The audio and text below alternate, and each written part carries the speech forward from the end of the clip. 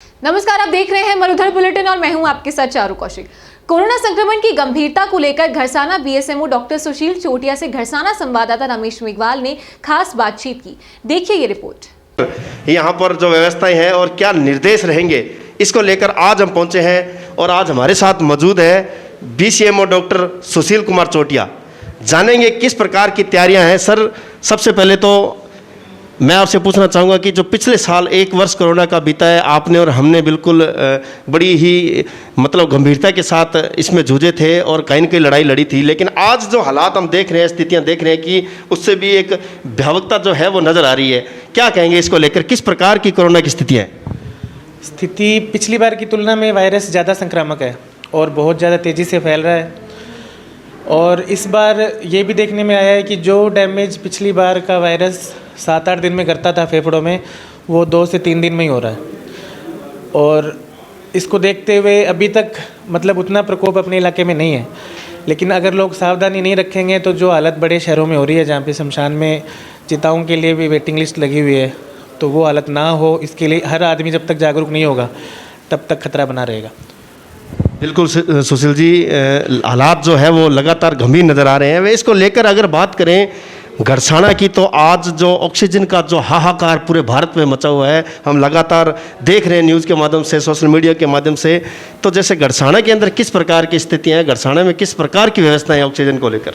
घरसाना में हमारे पास ब्लॉक में टोटल 61 ऑक्सीजन सिलेंडर हैं और वो सारे के सारे आज की डेट में भरे हुए हैं। लेटेस्ट हमें सप्लाई मिली थी, कल जो खाली थे वो हमने सारे भरवा लिए। इसके अलावा हमारे पास 2 ऑक्सीजन कंसनट्रेटर हैं जो हवा से ऑक्सीजन बनाते हैं, तो उनका कोरोना में तो वो काम नहीं आते, लेकिन जो सामान्य मरीज़ हमारे चल रहे हैं उन मरीजों में उनका हम यूज़ कर लेते हैं। तो ऑक्सीजन मतलब जहाँ इमरजेंसी है उसमें अपने पास बचती है उनका यूज़ करने से। तो अभी ऑक्सीजन की अपने पास कोई कमी नहीं है और आगे भी उम्मीद है कि जो अगले, क्योंकि पहले क्या है कि ऑक्सीजन की बहुत ज़्यादा डिमांड कम हो गई थी, इसलिए मैन्युफैक्चरिंग भी कम हो गई थी। अब जैसे डिमांड बढ़ी है तो मैन्युफैक्चरिंग भी लगातार बढ़ रही है और मुझे लगता है कि अगले 10 से 15 दिन के अंदर जो ऑक्सीजन की मैन्युफैक्चरिंग है वो डिमांड के अनुसार मैच हो जाएगी। तब तक अपने पास में पूरा स्टॉक है, अपने घरसाना में कोई कमी नहीं आने की संभावना। अगर कोरोना वैक्सीन की बात करें तो घरसाना में कोरोना वैक्सीन को लेकर किस प्रकार की तैयारियां हैं, किस प्रकार की मतलब जो है निर्देश आप? वैक्सीन शुरू में जब आई थी उस समय कुछ तो लोग खेती के कार्य में व्यस्त थे, तो उस समय लोगों का रुझान थोड़ा कम था। उसके बाद अब बहुत संख्या में लोग वैक्सीन के लिए आते हैं और केंद्र सरकार से वैक्सीन की सप्लाई काफ़ी कम है, तो वो नीचे पहुंचते पहुंचते हमारे तक भी कम आती है। अब जैसे कल हमारे पास 2000 डोज आई थी तो कल लग गई वो सारी, आज हमारे पास वैक्सीन नहीं है। तो अभी ये स्थिति है कि हम काफ़ी लोगों को लगा चुके हैं, लेकिन मतलब जितनी वैक्सीन आज की डेट में आती है, आते ही 1 या 2 दिन में वो कंज्यूम हो जाती है। लोगों का अच्छा रुझान है, बस सेंटर से वैक्सीन मिलने की देरी है, वैक्सीनेशन अच्छी तरह से अपने यहाँ हो जाएगा। बिल्कुल चोटिया जी, जिस प्रकार से आपने बताया कि जो वैक्सीन पर्याप्त जिस मात्रा में आती है तो वो लोगों की जागरूकता माने या लोगों के उसके हिसाब से वो लग जाती है, लेकिन फिर भी वैक्सीन के बाद में जो लोग बच जाते हैं या आज भी हमने देखे हैं कुछ लोग इससे वंचित रह गए थे, तो उनमें एक प्रकार का एक ये हो जाता है कि अब क्या होगा, आगे क्या लगेगी या नहीं लगेगी, उसको लेकर क्या निर्देश है? उसमें समस्या ये आ रही है अभी कि अगर हमारे पास वैक्सीन का एडवांस में स्टॉक हो तो हम एक पूरा प्लान बना के कहाँ कहाँ कैंप लगाना उसका प्रचार प्रसार भी कर सकते हैं, परंतु सप्लाई की अनिश्चितता है अभी। तो हमें तो एक दिन पहले पता चलता है भी आज इतनी डोज आएगी, शाम को पता चलता है भी कल बताओ कहाँ कहाँ लगानी है, तो उतना प्रचार प्रसार नहीं हो पाता। इस वजह से लोगों को परेशानी का सामना करना पड़ रहा है। उसमें भी मुझे ये उम्मीद है कि अगले 10-12 दिनों में सप्लाई बढ़ेगी तो आगे फिर हो सकता है ये समस्या ना आए, पर अभी तो ये पूरा क्या है जिला स्तर से और उनके भी हाथ में नहीं है, क्योंकि ये आ ही नहीं रही है ऊपर से वैक्सीन, तो दिक्कत ये है, और तो कोई समस्या नहीं है। बिल्कुल, एक पिछला जो 1 साल जो गुजरा था कोरोना के बीच में, कहीं न कहीं सरकार की मान सकते हैं कि सबके लिए एक ये महामारी एक अनजान थी जिसका सामने भी किया गया, लेकिन आज भी हम देख रहे हैं फील्ड के दौरान लगातार देख रहे हैं कि कुछ भ्रांतियाँ भी नज़र आ रही है कि इससे क्या होगा, मास्क लगाने से क्या होगा, पिछली बार भी नहीं लगाया बच गए हम, 2 गज की दूरी से क्या होगा। इसको लेकर आपसे आप क्या अपील करना चाहोगे, क्या मुख्य सलाह मैं तो कहूँगा कि क्या रहेगी? मैं तो हर आदमी को ये सलाह देना चाहता हूँ कि आज मुझे नहीं लगता कि कोई ऐसा गांव होगा जहाँ पे कोई न कोई पॉजिटिव केस ना आया हो पिछले 1 वर्ष के दौरान। तो जिन लोगों को ये भ्रांति लगता है उनको कम से कम उस पॉजिटिव आदमी से जाके मिलना चाहिए और उससे पूछना चाहिए कि बताओ तेरे साथ क्या हुआ था, क्योंकि जब आदमी इसमें ऑक्सीजन पे चला जाता है। आपने केसेस पढ़े होंगे अस्पतालों में ऑक्सीजन की कमी से लोग किस तरीके से मरे हैं।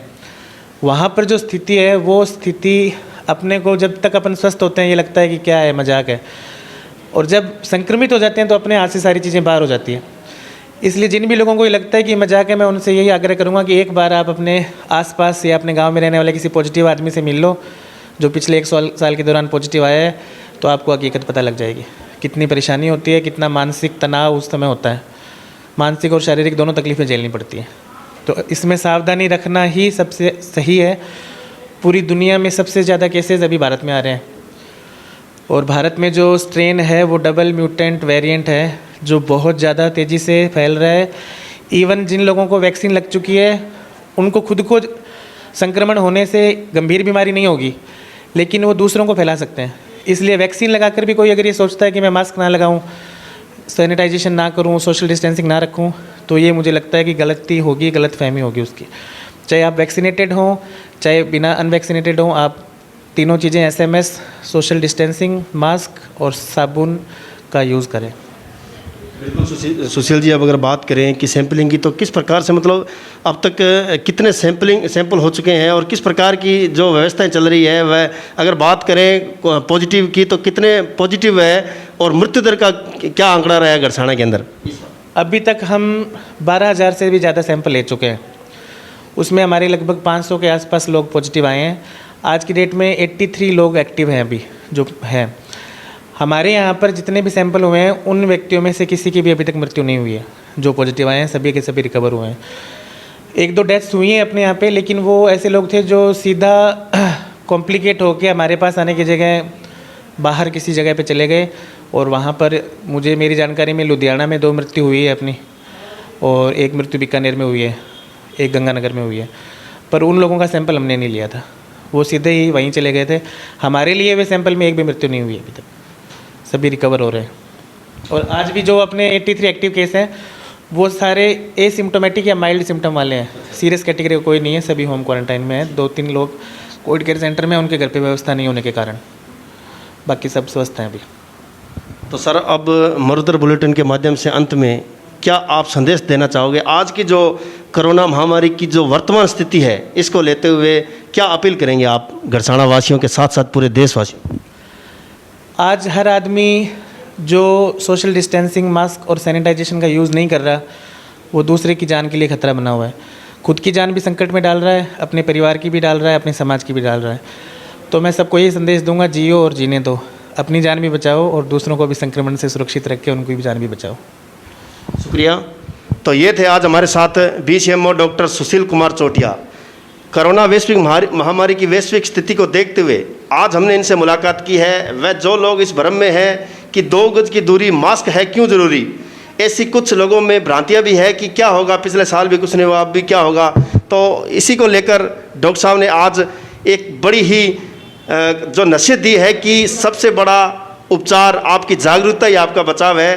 कोरोना वैश्विक महामारी में 2 गज की दूरी व मास्क है ज़रूरी, इसको लेकर यदि जितना सतर्क रहोगे वही सबसे बड़ा बचाव है। वह इसके साथ ही मरुधर बुलेटिन लगातार आपसे ये अपील करता है कि कोरोना महामारी के अंदर आपकी जागरूकता, आपका बचाव ही सबसे बड़ा उपचार है। देखते रहिए मरुधर बुलेटिन मेरे सहयोगी साथी सुभाष चौधरी के साथ।